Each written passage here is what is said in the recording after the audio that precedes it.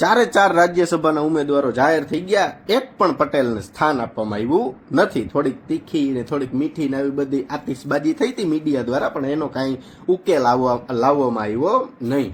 આ ઉપરથી મિત્રો હું તમને યાદ કરું, જામનગરની અંદર હાલારને 2 સાંસદ મળ્યા રાજ્યસભાની અંદર, બરોબર. કુલ 3, જામનગરને 3 સાંસદ. એની અંદર તમે વિચાર કરો તો જામનગર અને દ્વારકામાં 5 ટર્મ એટલે કે લાસ્ટ 25 વર્ષથી લોકસભાના સાંસદ પદ ઉપર એક જ જ્ઞાતિ છે, બરોબર, અને એક જ પરિવાર છે, બધે જાણે જ છે, બરોબર છે.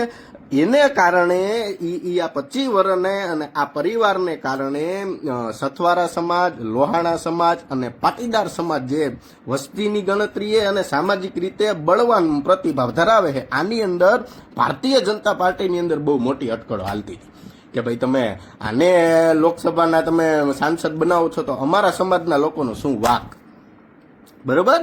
જ્યારે મિત્રો સમાજનો ઝંડો લઈને કોઈ નેતા, કોઈ આગેવાન નીકળે ત્યારે ચૂંટણી ટાઈમે બધાય નેતાઓ એમ કહે છે કે ભાઈ હું તમારા સમાજનો છું, તમે મને મત આપો, હું તમારું સારું કરીશ. જ્યારે એ સાંસદ બની જાય કે એમએલએ બની જાય ત્યારે તમે એની પાસે જાઓ એટલે તમને એમ જ કહેવાનું છે મારે તો બધાય સમાજ હરખા, હું તો નેતા છું, બરોબર. પણ પાટીદાર સમાજ જે રીતના સરદાર રત્ન ઓલો હોનાનો બનાવીને દીધો ને ગગજી કાકાએ નરેન્દ્ર મોદીને, એ આમાં બધે વ્યસ્ત રહી ગયો. ગગજી દાદાની કઈક થોડીક આતિશબાજી ઓછી પડી એટલે પટેલ સમાજનો વારો આવ્યો નહીં. સમાજ અત્યારે રત્ન દેવામાં બીજી છે. સમાજ અને રાજ્યસભા એ કાંઈ લેવા દેવા નથી.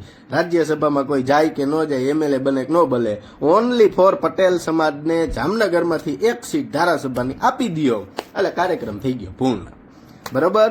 જ્યારે જામનગરના લોકોના ખેતરની અંદર થાંભલા નખાય કે તમારા ખરાબાની જમીન વહી જાય, અને ત્યારે એક પણ આ રાજ્યસભાનો સાંસદ બોલવા આવશે નહીં.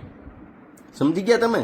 ઝારખંડમાંથી પરિમલભાઈ નથવાણીએ અપક્ષ ઉમેદવારી કરી છે, હાલારમાંથી આપણે જીતેન્દ્રભાઈ કણજારિયા આવ્યા છે, અને પૂનમબેન માંડમ તો સાંસદ છે જ. અને તમે જોયું છે એરપોર્ટ ઉપર આખો કાર્યક્રમ ન્યા સર્જાણો હતો. પણ પટેલ સમાજ તો અત્યારે ભક્તિ કરે છે. એક બાજુનો સમાજ છે ને આ જીએસટીમાં નોમાં કોકડા કરી ગયા ને એમાં ઘણા પટેલિયાઓની પેઢી છે, પેલી પેઢી કાઢવામાં વ્યસ્ત છે. બાકી કોઈને કાંઈ રાજકીય રીતે લેવા દેવા નથી, કારણ કે પટેલના ધારાસભ્યો એટલા, મંત્રીમંડળમાં સ્થાન એટલા, કેન્દ્રમાં સાંસદ એટલા, મુખ્યમંત્રી પટેલ છે.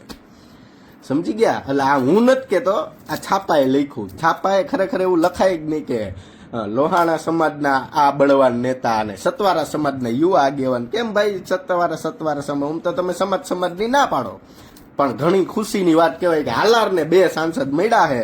આશા કરું છું કે પટેલ સમાજને પણ 2027ની અંદર પાછા મુખ્યમંત્રી મળે.